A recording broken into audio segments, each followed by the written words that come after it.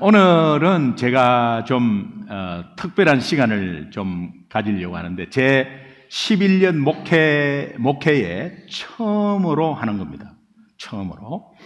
중간중간에 이렇게 짬짬이 이렇게 말씀은 드렸고 또 훈련 받을 때, 여러분 훈련 시킬 때 제 개인 간증을 조금 했는데 오늘은 처음부터 끝까지 좀 디테일하게 제 개인 간증을 좀 하려고 합니다. 제가 11년 동안 주일 강단에서 처음 하는 거예요. 처음 하는 겁니다. 그러나 저한테 굉장히 큰 유익이 있었고 또 영적으로 다시 서는 은혜가 있었습니다.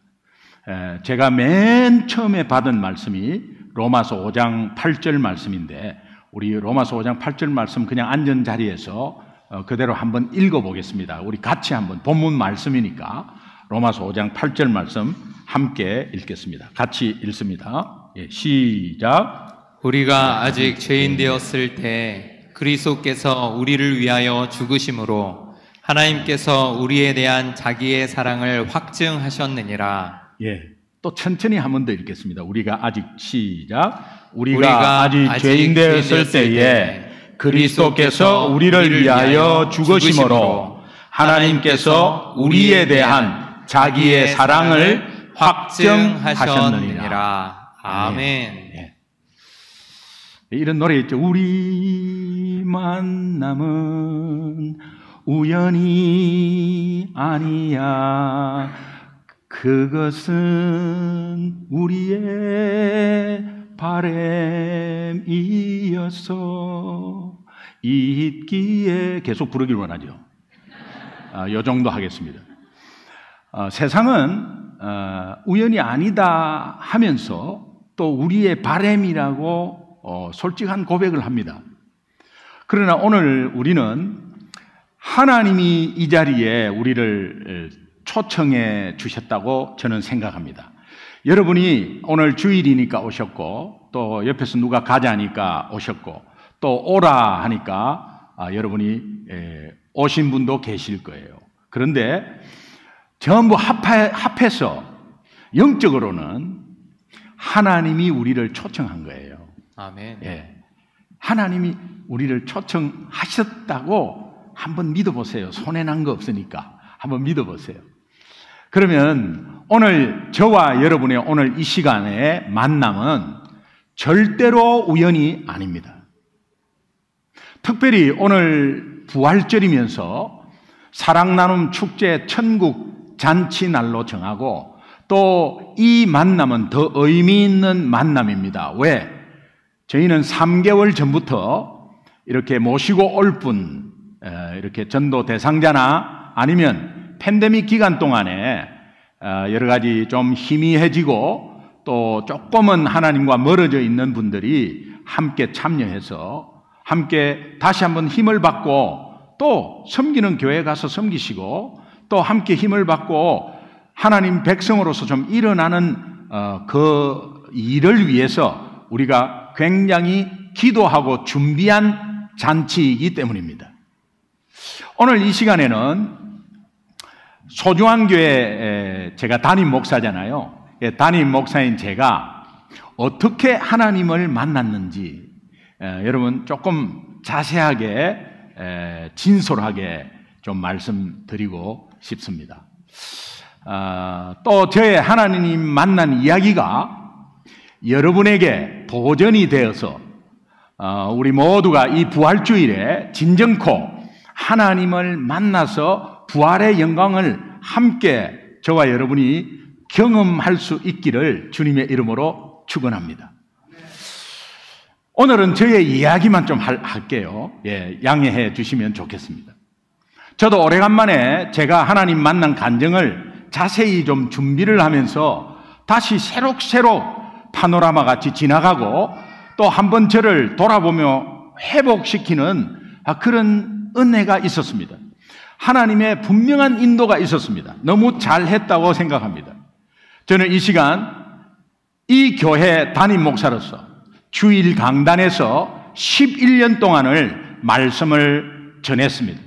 그러나 저의 종교적 배경을 보면 어릴 적부터 47년간 절에 다니셨던 부모님 밑에서 모태 불교로 태어나서 자연스럽게 절을 접하면서 커나갔습니다. 고등학교 때 불교 동아리 회장을 하고 또 3분 스피치 하고 싶어서 앞에서 연습하는 동아리가 도산 안창호 선생을 연구하는 흥사단이라고 있습니다. 흥사단에 3년 동안 꽤 열심히 활동하기도 했습니다. 가정 형편이 너무너무 어려워서 어릴 때부터 제 꿈은 변하지 않았습니다. 어릴 때부터 의사, 중학교 때 의사, 고등학교 때 의사, 들어갈 학교는 이미 정해놨고 충분히 들어가는 확실하게 들어가야 되기 때문에 넉넉한 성적으로 그냥 그 학교를 정해놓고 있었습니다.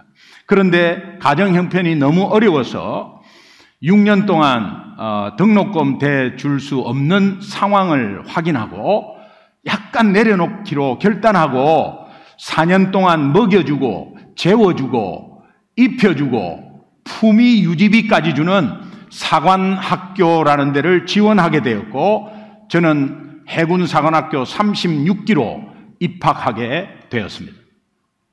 4년간 줄곧 불교 학생회 활동을 활발히 해가지고 동기생들에게 포교 활동을 많이 했습니다.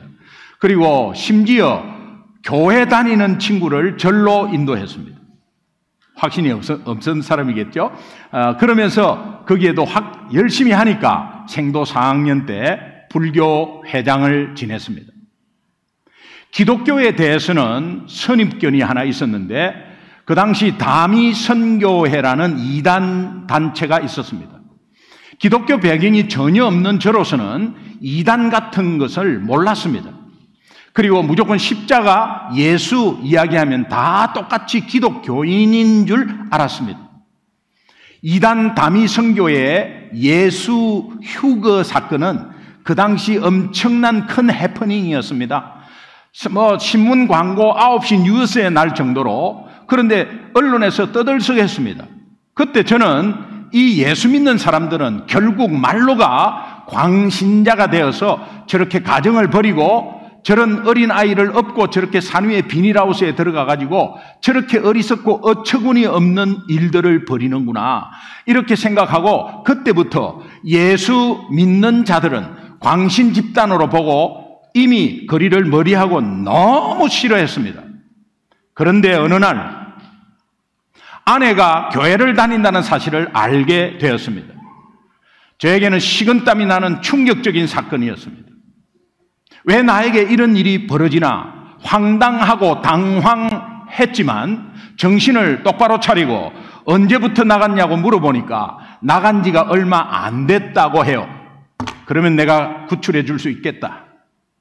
그래서 빠져나올 가능성이 있다는 것을 확신하고 아내가 교회 다니는 것을 결사적으로 반대했습니다. 당시에 반대 이유는 가장으로서 가정을 내가 지켜야 한다. 저 사람이 처음에는 모르지만 나중에 빠져들어가면 우리 집안은 절단난다. 그래서 아내가 다니는 교회 절대로 다니지 않고 그 사람들이 우리 집에 얼씬도 못하게 했습니다. 심지어 신방을 온 목사님을 뒤로 밀쳐버렸습니다. 왜? 가정 파괴범으로 보이니까. 집에 없었던 성경책이 하나 있었는데 이것이 왔다 갔다 자리를 옮겨요. 분명히 제 아내가 이것을 읽고 있다는 걸 알았어요. 그때 성경책을 뒷뜰에 불을 피워서 태워야 되겠다라는 생각을 하고 뒷뜰에 불을 피워놓고 빨리 태워야 되니까 이 성경책을 무디기로 잡고 찢으려고 하니까는 잘 안 찢어져요. 그래서 그때 언뜻 드는 생각은 또 찢어서 태우면 벌 받으면 어떡하나 이래가지고 또 안 태웠어요. 아내를 주일에 교회 못 가게 하기 위해서 토요일마다 매주 우리 1박 2일로 놀러 가자. 1박 2일로 놀러 가자. 계속 입버릇처럼 이야기했습니다. 아내는 얼마나 스트레스 받겠어요. 그런데 어느 순간 아내가 저를 교회로 데리고 오기 위한 작전으로 이런 제안을 했습니다. 7시 반 일부 예배가 있는데 그 예배를 드리고 가면은 자기가 1박 2일로 갈 수 있다는 거예요. 그거 충분히 할 수 있다. 그리고 그때 저는 오케이, 그렇게 하자고 약속했습니다. 드디어 주일 아침 새벽 6시에 일어나서 온 가족 다 일어났어요. 저는 스키 타러 가는 가족들하고 같이 스키 타러 가는 것에 부풀어 있었고, 제 아내는 이제 남편이 일부 예배를 드린다는 그 마음의 부풀음이 있었을 거예요. 그리고 가족을 다 태우고, 차에 태우고 일찍 집을 출발했습니다. 제 생각에는 불신자들은 쉽게 생각할 수 있습니다. 어느 약속은 제가 어긴 적이 없습니다. 그러나 영적인 약속은 영적인 문제이기 때문에 쉽게 생각해버려요. 그래서 일부 예배 꼭 드리고 가야 되나, 이왕 일찍 출발한 거 일찍 출발해서 중간에 가다가 십자가 있으면 시간 되면 막 들어갔다가 예배 드리면 되지, 이런 쉬운 생각을 했습니다. 그리고 1991년 12월 8일 진눈깨비 눈이 서서히 오는 이른 아침에 일부 예배를 드리고 교회로 향한 것이 아니라 저는 강원도 스키장을 향해서 고속도로를 타버렸습니다. 주일 예배를 드리고 가자는 아내의 간곡한 부탁, 전날 그렇게 약속을 해놓고도 곧바로 강원도 스키장으로 향했습니다. 아내에게는 약속을 어긴 것이 엄청났지만 저에게는 별로 대수롭지 않았어요. 아내는 약속을 어겼다고 하면서 차를 돌려라고 옆에서 계속 잔소리처럼 이야기했습니다. 그러나 저는 가다가 십자가 있는 곳이 있으면 그냥 들어가면 되지, 꼭 그 교회라야 되나, 내가 그래도 십자가 있는데 들어가는 것은 나의 배려다, 이런 생각을 했어요. 그래서 차 안에서 서로 언성이 높아지기 시작했습니다. 내가 거짓말을 했다, 약속을 안 지켰다, 이거 미안하지만 그래도 너무한다는 생각이 들었어요. 왜? 내가 혼자서 늘 가족을 내버려두고 매 낚시에 미친 것도 아니고, 어떤 다른 여자와 함께 놀러 가는 것도 아니고, 가족들과 함께 좋은 시간을 가지려고 이렇게 노력하고 가는데 이건 너무하다는 생각이 나서 갑자기 화가 났습니다. 그러면서 큰 소리로, 예수가 밥 먹여주냐? 하나님이 살아있으면 나와보라 그래라고. 예수쟁이는 주말에는 평생 1박 2일 놀러도 못 가나? 불쌍한 것들. 제가 예수 믿어보니까 주말에 놀러 가는 사람 많더라고요. 이 다투는 소리에 뒤에 앉아있는 2살, 5살 아이가 울기 시작했습니다. 엄마 아빠가 싸우니까. 그렇게 하늘을 향해 삿대질을 하고 다투면서 제 차는 강원도 인제고개 입구에서 고개 오르막길로 올라가고 있었습니다. 반대 차선에서 이제 꼬불꼬불 고갯길에 내려오는 승용차 한 대가 있었습니다. 근데 길은 미끄러웠어요. 근데 그 차가, 저는 오르막길로, 그 차는 내리막길로. 그런데 당연히 지나가리라고 생각했던 그 차가, 그 운전기사가 졸고 오는 거예요. 졸고 오는 걸 나중에 알았죠. 졸고 오면서 졸음운전하면서 그냥 자연스럽게 내가 지나가는 그 차선 거기에서 그냥 중앙선을 넘어서 그냥 들어와 버렸어요. 둘 다 브레이크 한 번 잡지 못하고 그냥 정면 충돌 사건이 일어났습니다. 엄청난 충격에 빨려 들어가는 듯한 충격이 있었고, 큰 우레탄 핸들은 완전히 쪼글쪼글 해갖고 안으로 다 말려 들어가 버렸습니다. 그런 엄청난 충격이었고, 그 짧은 순간 이런 생각을 했습니다. 저녁 9시 뉴스에 나는 사고가 왜 내한테 나지? 저 상대방 차는 미쳤나 봐. 도대체 왜 내 차를 받는 거야? 이 사고가 왜 나한테 나는 거야? 하필이면 이 장소, 이 시간에 왜 내 차야? 이런 생각이 들었습니다. 그런 원망도 잠시 정신을 차려보니까 정신을 차려야 되겠다는 생각이 있었어요. 왜? 가족이 탔으니까. 차 본닛에 불이 붙어 있었고 차 속에는 연기로 가득 차 있었어요. 숨을 못 쉬겠어요. 그래서 약간 깨진 유리창에 정신없이 스위치를 눌렸습니다. 그러니까 띠디띠디띠디 하면서 내려가는데 그 유리가 10cm 정도 내려가다가 멈추면서 그 10cm 공간을 통해서 막 연기가 빠져나갔습니다. 연기가 빠져나간 그 상황, 차 안의 상황은 정말 비참했습니다. 제 눈에 들어온 상황은 옆에 탄 제 아내가 차 밑으로 완전히 깔려 들어갔습니다. 그런데 엔진 소리가 나요. 덩덩덩덩덩덩덩 엔진 소리가 나요. 보니까 제 차에 바로 붙어갖고 2.5톤 트럭이 붙어 있다가 갑자기 정면 충돌되니까 제 차를 그냥 뒤에서 들이받았는데 제 차가 삐뚤어지면서 제 아내가 탄 창문 쪽으로 그냥 문 쪽으로 파고 들어왔습니다. 그리고 2.5톤 트럭이 파고 들어왔습니다. 그때 제 아내 오른팔이 그냥 완전히 나가버린 거예요. 그래가지고 의식도 잃은 데다가 오른쪽에서 피가 수돗물 나오듯이 철철철철철철 나오고 있었어요. 그래서 제가 일단은 혁띠를 풀어가지고 어깨를 꽉 집어맸어요. 어깨를 최대한 꽉 집어맸어요. 그 피가 약간 물컹 이렇게 나왔어요. 그래서 그 피가 흥건한 가운데서 있었고 차 뒤에 그 따라오던 2.5톤 트럭 운전수도 다리에 다리가 절단 났어요.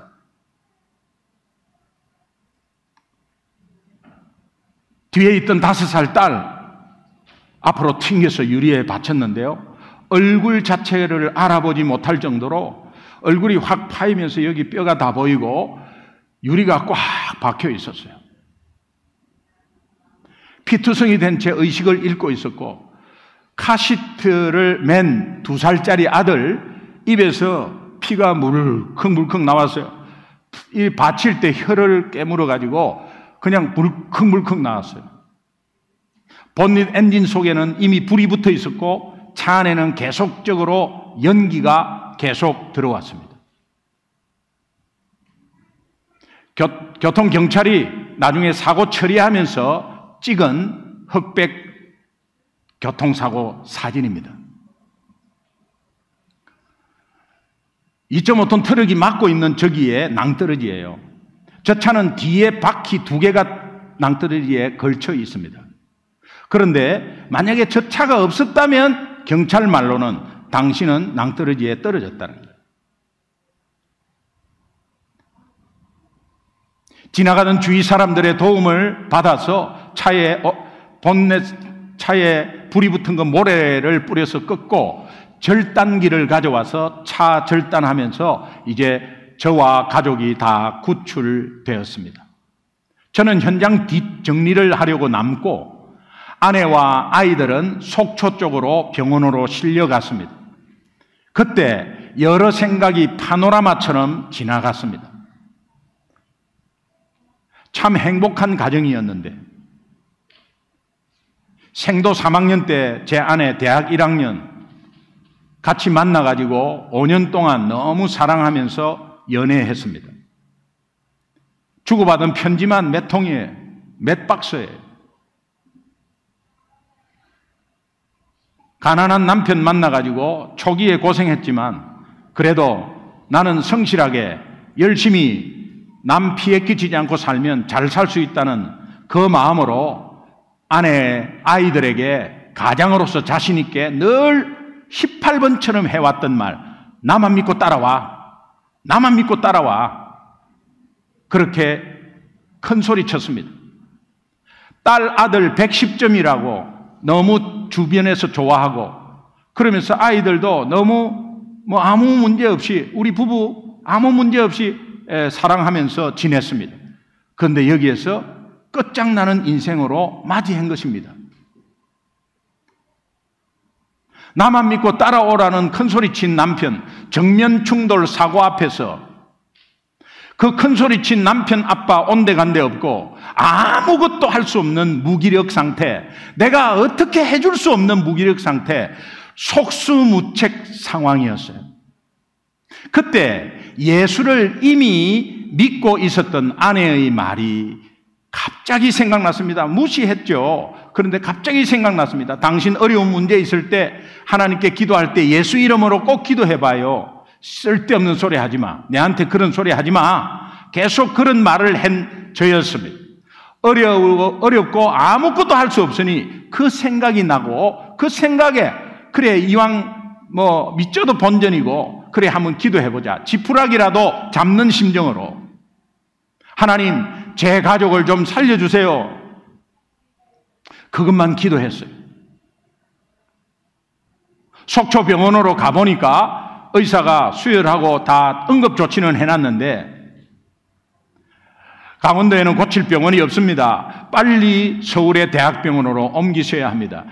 아이를 보니까 딸아이가 얼굴이 그냥 보름달같이 부어 있는데 무슨 이 사람 얼굴이 아니고요. 그러나 패여져 있는 데가 뼈가 다 보여요. 근데 제가 오기 전에 고기 덩어리 같은 살점 하나를 발견했어요. 차 밑에서. 근데 우리 가족 거잖아요. 어디 거는 모르겠어요. 우리 가족 거잖아요. 그러니까 그것을 호주머니에 넣고 왔어요. 근데 이것이 혹시나 싶어서 너무 이게 파여져 있으니까 그것을 그냥 딸 얼굴 위에 얹어놨어요. 그게 자기 얼굴 살이었어요. 하나님 창조는 너무 희한해서 자기 살을 24시간 안에 같이 이렇게 얹으면 서서히 실핏줄이 서로 통해서 다 들어간답니다. 그렇게 해서 빨리 서울에 있는 대학병원으로 가야 한다는 그 소리에 서울로 이동하는 시간이 9시간. 강원도에서 원래 한 4시간 걸리는데 차가 주일에 놀러 갔다가 돌아오는 차 엄청 막혔어요. 비켜라, 사람이 죽어간다 해도 그냥 비키지 않고 있는 것 보고 눈으로 확인하고 비켜주고 이렇게 해서 도착했는데 서울에 있는 대학병원 응급실로 들어가자마자 급하니까 6시간의 수술이 진행됐습니다. 수술이 끝나고 의사가 보호자 어디 있습니까? 이렇게 찾았을 때 제가 여기 있습니다 라고 앞에 섰습니다. 긴장된 마음으로 그 의사에게 다가가서 의사의 눈을 보면서 물었습니다. 우리 가족 다 살았습니까? 어떻게 됐습니까? 의사가 하는 말, 수술은 너무 잘 되었고 가족 모두는 생명에는 지장이 없습니다. 그때 저는 의사의 눈을 빤히 쳐다보고 하나님 감사합니다 그랬어요. 그리고 제 시선은 화면이 좁아졌어요. 얼굴이 찹찹하면서 뭔가 붕 뜨는 기분에서 앞에 화면이 새카맣게 탁 접어졌어요. 그때 저는 의식을 잃게 되었어요. 시간이 지나서 눈을 떴을 때는 제 몸은 꼼짝도 할 수 없고 목에 기부스와 오른팔은 세동강이 났고 대퇴부, 허리, 목 다 다쳐서 꼼짝할 수 없이 누워 있었습니다. 의사의 말로는 가족들보다 당신이 가장 크게 다쳤다. 근데 어떻게 가족을 살리려고 9시간 동안, 저는 9시간 동안 묶여서 누워서 온 것도 아니에요. 그리고 6시간 동안 수술하면서 원무과 1층, 지하 1층에 응급실 수술 왔다 갔다 했어요. 그 당시 한국은 보험에 들더라도 원무과에 돈을 내어서 영수증을 가져와야 그 다음 단계에 검사하고 수술 들어가고 그랬어요. 그래서 원무과에 올라갔다가 영수증 받아서 갖다 주면 또 진행되고 올라갔다가 갖다 주면 진행되고 여러분 다 부러졌는데 어떻게 움직였는지 그건 모르겠어요. 그러나 몸은 전체가 우리했고 감각이 없었어요. 그런 가운데서 가족이 살았다는 것에 의식을 이제 갑자기 긴장이 풀리니까 의식이 없어졌어요. 제가 눈을 뜨면서 우리 가족이 눈에 보였어요. 제 아내가 여보 나 보여? 나 보여? 누워있다가 헷갈렸어요. 제가 입원을 시켰는데 거꾸로 돼 있으니 이게 어딘가? 교통사고 났는 거 맞나? 어느 병원 맞나? 맞다고 그래요. 우리 가족 다 살았나? 하니까 제 아내가 제 목을 껴안고 당신만 살면 다 살아요 하면서 막 우는 거예요. 옆에 있던 딸을 보니까 미라같이 얼굴을 감아놨고 쇄골 여기 다 부러졌고 갈비 다 부러졌는데 이 전체를 통기부스했어요. 눈만 내놨는데 눈이 안 다쳤어요. 눈만 내놨는데 닭똥 같은 눈물을 뚝뚝 흘려요. 아빠를 얼마나 좋아했는지 몰라요. 그런데 딸인 것 같아요. 눈물을 흘리고 있어요. 아들도 벗겨놨는데 위에 상체가 그냥 뻘건 게 아니고 새카매요. 멍이, 몸 전체가 멍이 들어가지고 새카매요. 그러면서 입이 퉁퉁 부어 있는데 이것을 다 치료하고 제가 제 눈에 하여튼 가족 3명이 딱 눈에 들어왔어요. 가족의 살아있음을 눈으로 확인하고 나도 모르게 엄청난 눈물을 흘렸어요. 저는 잘 울지 않았어요. 그런데 막 눈물이 그냥 계속 나는 거죠. 그것은 나 같은 사람 절대 하나님을 욕하고 하나님을 믿지도 않았고 믿을 생각도 없었고 그런 사람이 지가 급해가지고 기도해서 살려달라 했는데 이렇게 내 기도를 들어주신 하나님이라고 생각하니까 그냥 하염없이 눈물이, 그거는 감사의 눈물이겠죠. 평소에는 전혀 관심도 없었던 성경, 나의 기도를 들으시고 가족을 살려주신 그 하나님이 어떤 분일까라는 마음으로 너무 궁금했어요. 그래서 성경을 읽고 싶다고 했더니 교회에서 성경을 구해서 갖다 주셨어요. 몸은 꼼짝 못하는데 왼손 하나는 사용할 수가 있었어요. 다른 거 다 사용 못하는데 왼손 하나는 사용할 수 있었어요. 제가 운전대를 오른손으로 잡았거든요. 그러니까 받치면서 여기가 다 나가버린 거예요. 근데 왼손은 그냥 이렇게 아마 옆에 팔꿈치로 이렇게 있었나 봐요. 왼손이 멀쩡해요. 그래서 이 멀쩡한 왼손 얼마나 감사했는지 몰라요. 이것으로 밥 먹고, 이것으로 반찬 먹고, 이것으로 왼손으로 세수하고 화장실 가고, 왼손으로 성경 책장 넘기고, 몸이 건강할 때는 감사의 기억자도 없었어요. 그러다가 부러지고 꼼짝 못하니까 눈물 흘리면서 감사를 하고 있는 나의 모습을 보면서 한치 앞도 모르는 나의 연약함과 나약함과 우매함을 다시 한번 발견할 수가 있었습니다. 잠언 3장 5절 6절에 보니까 네 명철을 의지하지 말라. 범사에 그를 인정하라. 그리하면 그가 내 길을 지도하시리라. 입원해서 병실에서 성경을 하루에 불가능한 일을 했어요. 하루에 100장씩 읽는 겁니다. 하루에 100장씩 읽는 거예요. 잘 모르겠어요.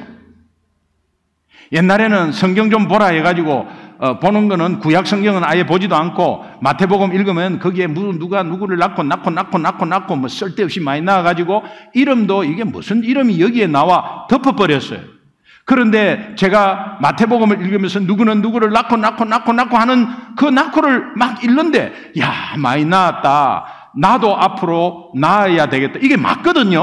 아무것도 모르는 사람이 나도 낳아야 되겠다. 나도 전도해서 새가족 예수 믿고 나를 통해서 예수 믿는 그 믿음의 자녀들을 낳아야 되겠다라는 마음이 들었어요. 성령께서 가르쳐 주신 거죠. 100장씩 읽는데 아무것도 모르는데 진도는 계속 나갔어요. 그런데 제 수준에 딱 맞는 한 말씀 앞에 멈추게 되었습니다. 오늘 본문 말씀이에요. 로마서 5장 8절 말씀이에요. 우리 한 번 더 함께 한 목소리로 한번 읽어보겠습니다. 시작. 우리가 아직 죄인 되었을 때 그리스도께서 우리를 위하여 죽으심으로 하나님께서 우리에 대한 자기의 사랑을 확정하셨느니라. 제가 눈에 확 들어오는 게 아직 죄인 되었을 때에, 나도 아직 죄인 되었을 때에 예수님이 나를 지금 구원하신 거다. 이 주변에, 내 주변에 아직까지, 이 시간 아직까지 죄인이 얼마나 많은가? 예수를 모르는 사람들이 얼마나 많은가? 저들이 아직 죄인 되었을 때에 그리스도께서 저들을 위하여 십자가에 죽으심으로 하나님이 저들에 대한 자기의 사랑을 확정하셨는데 저들은 듣지도 안 하고 들으려고 생각도 안 하고 그러면서 그냥 눈으로 보이는 것에 정말 거기에서 왔다 갔다 하고 있는데 저들은 모르는데 하나님은 저들이 아직 죄인 되었을 때 저들을 위해서 모든 죄악을 다 값을 치루어 주신 그 예수님을 모르니까 먼저 아는 사람, 깨달은 사람이 말해줘야지. 저들이 정면 충돌나고 큰 병에 걸리고 부도 나서 자살하려고 할 때 그때 하나님을 만났다. 그 후유증은 이루 말할 수 없고 하나님 만난 것은 좋습니다. 그러나 아무 사고 없이 예수 믿게 해야지. 그러면서 각 병실을 다니면서 전도하기 시작했는데 저는 아무것도 몰랐어요. 저는 교통사고 이렇게 났습니다. 그래서 예수님 믿었습니다. 휠체어 타고 왔다 갔다 하면서 교통사고 났는데 제가 그래서 예수 믿었습니다. 우리 선생님도 예수 믿어보세요 하니까 막 울어요. 아무 소리 안 했어요. 예수 믿어보세요 하니까 막 울어요. 어떤 사람은 어제 원목이 저 6인실에 원목이 저 환자한테 기도해주고 갔다요.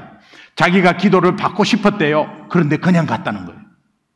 그래서 저는 원목이 병원 목사님을 말하거든요.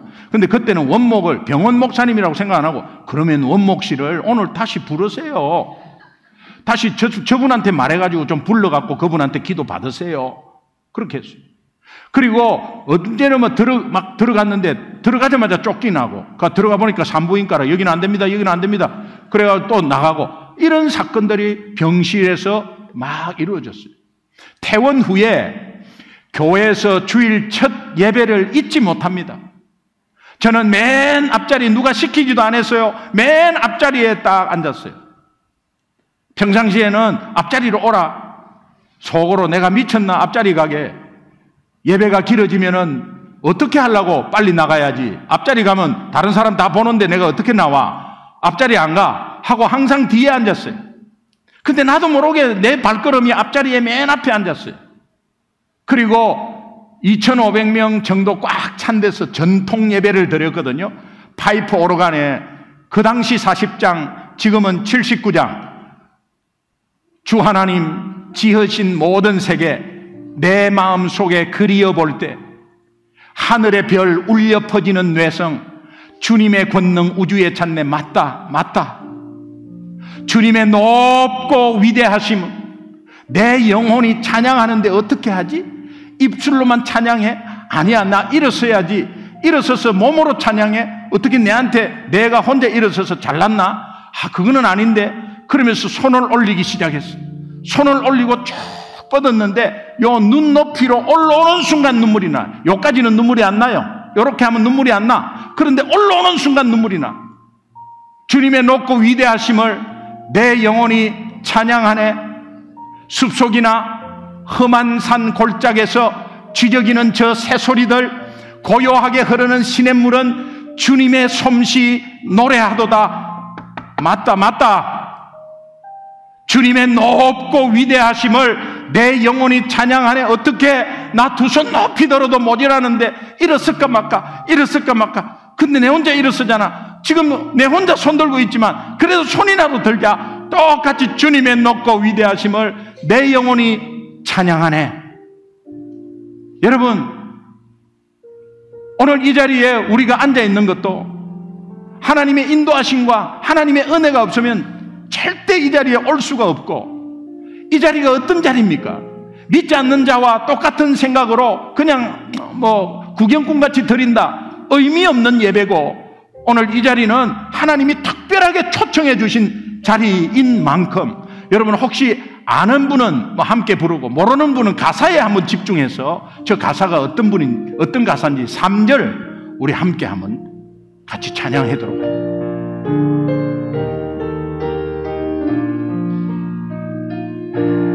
주 하나님 독생자 아낌없이, 주 하나님 독생자 아낌없이 우리를 위해 보내주셨네. 우리를 위해 보내주셨네. 십자가에 피 흘려 죽으신 주, 십자가에 피 흘려 죽으신 내 모든 죄를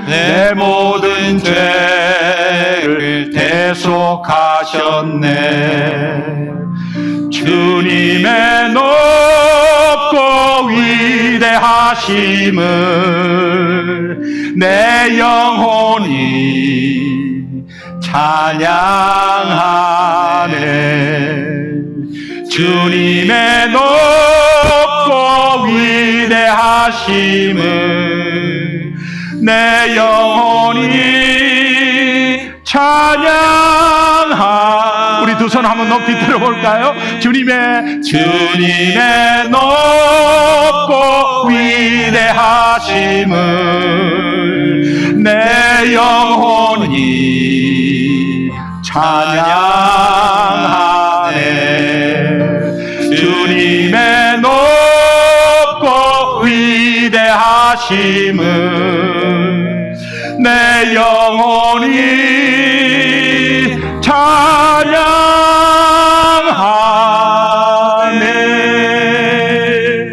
아멘. 나중에 안 사실이지만 제가 앉은 그 자리는 장로님 자리였어요. 큰 교회는 우리 교회 장로님이 한 60분 되셨는데 거기에 4줄은 장로님 자리였어요. 그 장로님 자리에 초신자가 중간에 떡 끼어가지고 이렇게 손드니까 장로님 자꾸 나를 봤어요. 축도 후에 본당에서 밖으로 바로 문을 열면 바로 밖이었어요. 본당에 밖으로 나올 때 문을 여는데 매서운 차가운 바람이 확 불어닥쳤어요. 옛날 같으면요, 예전 성격 같으면 뜨뜻한 데 있다가 차가운 데 나가면 아우 그 더럽게 춥네 이렇게 했을 거예요. 그런데 찬바람이 확 들어오자마자 할렐루야 그랬어요. 왜? 이렇게 넓은 지구를 춥게도 하고 덥게도 하고 그 위대하신 만물의 주인인 하나님, 보도블록 사이에 피어난 아주 작은 잎이 노란 잎인데 8개가 너무나 대칭되어 가지고 있어. 너무나 신기했어요.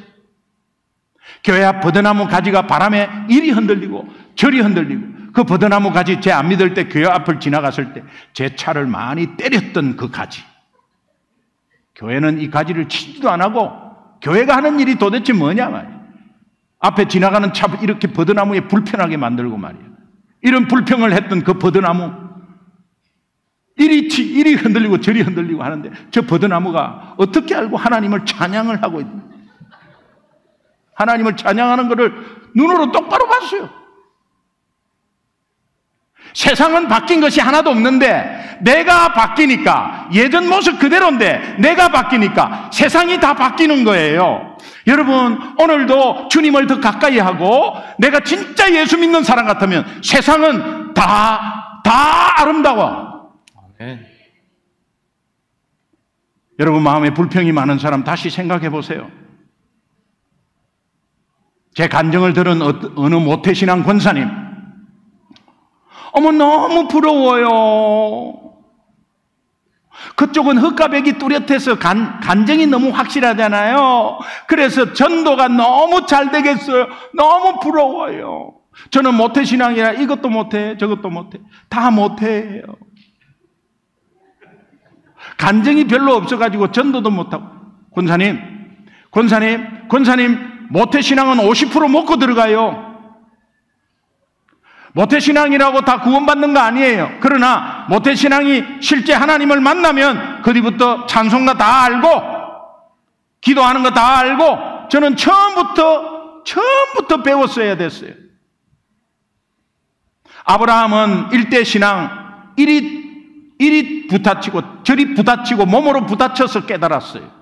좌충우돌 몸을 부딪혀서 깨달았다니까. 그런데 이대 신앙 이삭은 가만히 있어도 100배였어요. 야곱, 3대 신앙 야곱, 얍삽하게 자기 사기치는 것 같이 매 그렇게 했지만 결국 하나님은 이스라엘로 바꾸어서 12민족을 이루어버려요. 4대째, 5대째 계속 가면 하나님이 쏟아부는 복은 가만히 있어도 있어요. 저는 최고 부러운 게 모태신앙이에요, 권사님. 그러니까 그 권사님 어머 맞아, 어머 맞아요, 어머 맞아요. 맞장구를 치시길래 알아들었는 줄 알았어요. 마지막에 이러는 거예요. 그래도 그쪽은 간증이 확실하잖아요. 남은 쇠가 빠지게 이야기했는데 못 알아들으신 거예요. 제가 이런 말을 하고 싶었어요. 권사님, 그러면 권사님도 확실한 간증을 원하십니까? 정면충돌. 확실한 간증. 어떤 자매님은 하나님을 만났다는데 퇴근하면서 노을이 너무 아름다워하고 눈물이 나더래. 그러면서 자기가 자기 발로 그 다음에 교회로 왔다는 거예요. 그래 예수 믿었대. 어떤 사람은 정면 충돌로 예수 믿는데 노을 보고 예수 믿었대. 여러분, 최고의 만남은, 하나님과의 만남, 복된 만남은 아무런 사건 사고 없이 이런 예배의 자리에서 하나님을 만나는 게 최고의 복이에요. 믿으십니까? 제가 사고 나고 예수 믿어 보니까요, 사고 안 나도 예수님은 나의 죄를 해결하기 위해서 이미 2000년 전에 십자가에서 목숨 바치셨고 3일 만에 부활한 것이 사실이었어요. 변함이 없었어요. 사고 나서 예수 믿었지만 그 후유증은 이루 말할 수 없었습니다. 저는 5년간 육신의 후유증으로 엄청 힘들었습니다. 매주 2번씩 파라핀, 촛농이라 그러죠. 파라핀 얼마나 뜨겁습니까? 그 촛 녹여놓은 거 그 욕조에 들어가가지고 그냥 이렇게 온몸이 벌게가지고 얼마나 뜨겁습니까? 거기에 일주일 2번 물리치료했습니다. 5년간. 1년 정도는 다리를 쫄뚝쫄뚝 하면서 시끈시끈거리니까 쫄뚝쫄뚝 하면서 다녔어요. 후유증이 있습니다. 딸은 얼굴에 109반을 기었잖아요. 5살 때니까 살이 차올라오면서 얼굴이 삐뚤어져 버렸어요. 딸이잖아요, 딸. 얼굴이 삐뚤어져 버렸어요. 한국 사람들은 그냥 뒤에서 아무 생각 없이 제 얼굴 왜 저래? 큰 사고가 있었나 봐. 아이고, 얼굴이 저 왜 저래? 이런 게 애가 다 듣는 거예요. 그럴 때마다 마음이 찢어졌어요. 사춘기가 왔어요. 곧 중학교를 들어갔습니다. 중학교 들어갔는데 아침에 보니까 거울을 한참 보고 있어요, 이렇게. 자기 얼굴을. 제가 조심스럽게 물어봤어요. 아침에 너 거울 한참 보고 있던데 무슨 생각했나? 저는 굉장히 긴장해서 물어본 거예요. 무슨 생각했나? 이렇게 물어봤어요. 그러니까 아주 밝은 목소리로, 아빠, 나 아침마다 내 얼굴 거울로 보면서 매일매일 하나님 살아계심을 깨달아요. 얼마나 놀랐는지 몰라요. 그리고 그때는 중학교 때 유학 붐이 불었어요. 한국에서. 그리고 전교에서 아주 탑에 들어가 있었거든요. 그러니까 다 전교에서 10등 안에 있는 사람이 7명이 유학을 간대. 아빠 나 유학 보내주세요. 그래. 얘가 무슨 물들었나. 그럼 유학 보내달라 했을 때 우리는 이제 생각하는 거죠. 그러면 누나가 가니까 동생도 유학 가면은 10억이다 이거 10억. 대학까지 나와야 되니까. 그래서 그래 기도하자. 그런데 너 왜 유학 가려고 그러냐 이렇게 물어봤어요. 그러니까 얘가 하는 말이 아빠 간증하실 때 동시통역 하려고요. 아무 생각 없는 겁니다. 그냥 동시통역 하려고요. 그때 제가요, 얘가 유학 가려는 동기가 이렇게 순수하구나. 그래, 너 하나님이 가장 좋은 방법으로 보내줄 거야. 기도해라 그랬어요. 하나님은 얼마나 멋지신 분인지 제 딸의 기도를 들으시고 하나님의 가장 좋은 방법, 엄마 아빠가 종교 비자를 유일하게 미국 대사관에서 받아서 온 가족이 미국으로 오는 방법을 채택하셨습니다.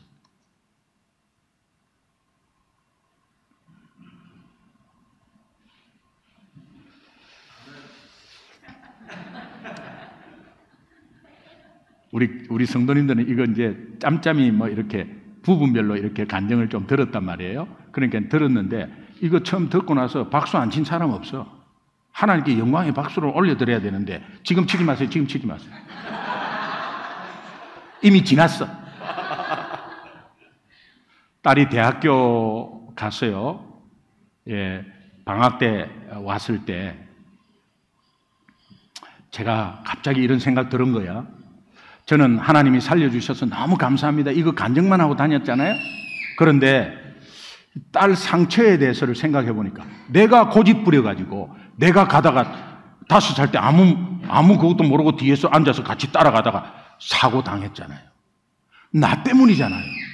그러니까 나는 늘 하나님 만난 것만 간증했지 딸하고 딸의 상처 뭐 이런 게 상처 있는데 그 하나님은 딸을 살려주셨다고 이렇게만 이야기했지. 이 딸이 믿음이 너무 좋아서 그냥 그거에 하나님 살아계심을 깨닫는다니까 얼마나 좋은 도구야 이런 생각을 했어요. 그런데 한편으로 이 딸이 아빠를 원망한 적이 혹시 없었나? 아빠는 왜 나한테 상처를 내놓고 나한테 미안하다는 소리 못했을까?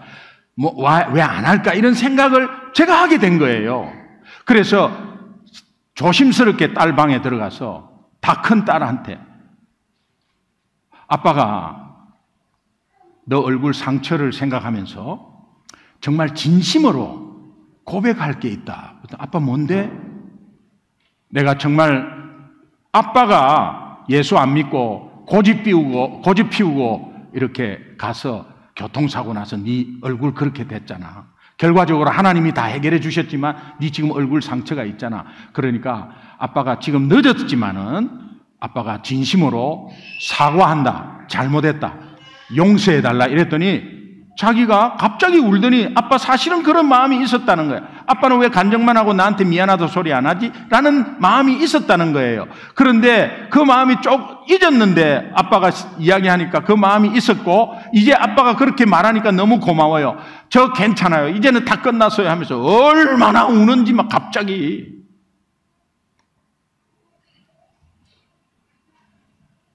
제가 아내의 팔에도 오른쪽에 보면 엄청난 큰 흉터가 있어요. 지금은 시간이 지나서 많이 아물었지만 굉장히 엄청난 큰 흉터였어요. 아내도 그 상처가 있잖아요. 그리고 고생 많이 했어요. 그 상처 때문에. 그런데 제가 지금까지 아내에게는 교통사고의 상처에 대해서 또 그때 약속 어기고 간 거에 대해서 사과의 말을 못했어요. 그래서 제가 일부 예배 때 하나님 앞에서 내가 사과한다고 하면서 일부 예배 때 좀 고백을 했어요. 내 사과와 잘못을 받아주시고 용서해 주신 줄로 믿습니다. 제가 이런 고백을 했어요. 여보, 지금까지 당신이 교통사고에서 우리 가족 살려주시고 이것 때문에 내가 예수 믿게 된 것만 간증하면서 지냈습니다. 내가 예수 믿는 것 자체를 당신이 너무 좋아했기 때문에 당신이 나를 전도했잖아요. 너무 좋아했기 때문에 당신 팔에 난 상처에 대해서는 사과한다는 생각을 조금도 하지도 못했습니다. 그리고 일부 예배 드리고 가자 했을 때 거짓말하고 그렇게 간 것에 대해서 잘못을 고백도 못했어요. 그런데 우리 딸에게 사과할 때 당신에게도 사실은 하고 싶었지만 내 마음을 다 알고 있겠지 하면서 하지 못했어요. 아니, 그렇게 할 용기가 없었습니다. 하나님 앞에서 당신에게 정식으로 사과합니다. 나 때문에 그 당시 29살이었거든요. 나 때문에 예쁜 29살 나이에 그 부드러운 팔 전체가 큰 상처를 입고 정말 내가 그 상처를 준 것만 생각하면 지금 사과하는 이 자체도 용서를 바랍니다. 이제야 당신에게 사과하는 자체도 용서해 주십시오. 그렇게 일부 예배 때 고백했어요. 아까 커피 마시면서 둘이 있는데 용서한다고 그러시더라고. 저는 오늘 제가 교통사고를 통해서 만난 하나님에 대해서 여러분에게 조금 구체적으로 나눴습니다. 제 간증을 듣고 하나님이 여러분들에게 들려주시는 음성이 있을 거예요. 이 시간 하나님 만나는 절호의 기회를 놓치지 마시고 내가 좀 연약하고 또 불순종한 영역들이 있고 내가 예수 믿는다고 하지만 내 삶을 보면 예수 믿지 않는 삶이고 그렇다면 여러분 다시 한 번 더 생각해 보세요. 마음문을 열고 다 안다. 나 이미 다 안다. 이렇게 하지 마시고 성령께서 아마 여러분 마음을 만지실 줄로 믿습니다. 여러분은 아무런 사고 없이 이 부활 주일 이 자리에서 진정 하나님을 만나서 부활의 기쁨을 함께 누리기를 간절히 소망합니다. 우리 인생에서 최고의 만남의 축복은 하나님과의 만남입니다. 나는 좀 더 하나님께 가까이 가기를 원합니다. 하나님과의 만남으로 인해서 사람과의 만남의 축복의 도구로 쓰임받기를 원합니다. 이제 마음문을 활짝 열고 나 진정코 하나님 만나기를 간절히 한번 기도해 보세요. 우리 다 한번 눈을 한번 감아봐요. 하나님 만나는 유일한 길은 예수 믿는 거예요. 예수님은 내가 곧 하나님을 만나는 유일한 길이라고 말씀하십니다. 예수님이 십자가에서 내 죄 대신 죽으시고 3일 만에 부활하셨습니다. 이 예수님을 믿으면 하나님 만나고 하나님의 자녀된 권세를 갖습니다. 그때 하나님의 자녀는 기도하면 그때부터 하나님은 응답하십니다. 하나님, 나 진정코 예수 믿고 싶습니다. 나 예수 믿는다고 생각했는데 내 삶을 돌아보면 예수 믿는 것 같지 않습니다. 희미해진 예수님, 선명하게 믿고 싶습니다. 십자가에서 나를 위해 대신 못 박히신 예수님, 그분 믿고 하나님을 진정코 만나고 싶습니다. 목사님, 제가 예수 믿고 하나님 만날 수 있도록 저를 위해서 기도해 주세요. 목사님, 저 하나님과 더 가까이 가고 싶습니다. 저를 위해서 기도해 주세요. 라는 분이 있으면 오른손 좀 조용히 들어주세요. 오늘 이 시간은 절호의 기회예요.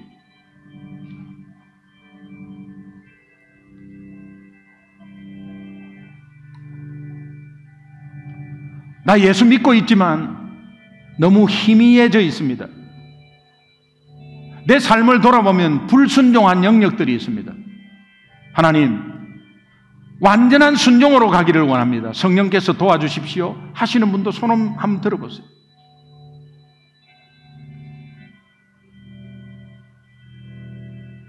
한번 손 높이 들어요.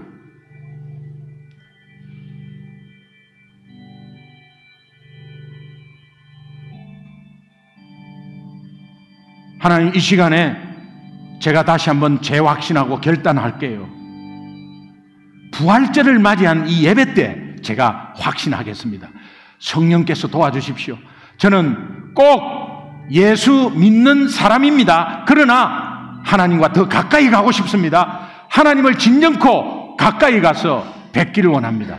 하나님, 정말 내 삶 속에서 예수 믿는 삶이 되겠습니다. 그렇게 결단하시는 분도 한번 오른손 들어주세요.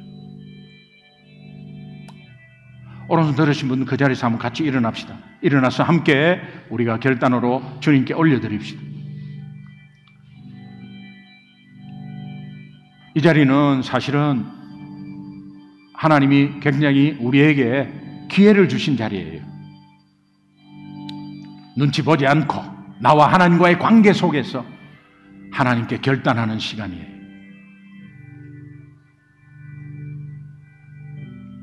아, 오늘 안 믿는 사람이 손드는구나, 그런 생각하지 마세요.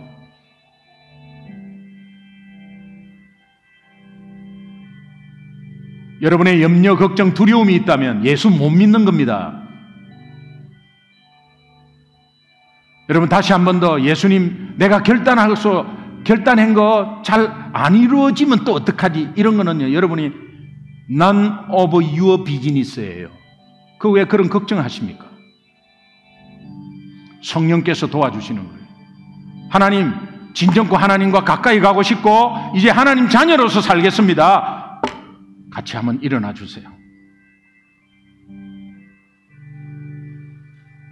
일어나시면 우리 함께 한번 확신 가지는 결단의 기도 한번 하도록 하겠습니다. 제 기도 한번 따라 하시죠. 같이 한번 기도했으면 좋겠습니다. 하나님 아버지, 저는 죄인입니다. 저는 죄인입니다. 예수님이 예수님이 나의 죄 때문에 나의 죄 때문에 십자가에서 고통당하시고 십자가에서 고통당하시고 생명을 바치시고 생명을 바치시고 3일 만에 부활한 것을 믿습니다. 3일 만에 부활하신 것을 믿습니다.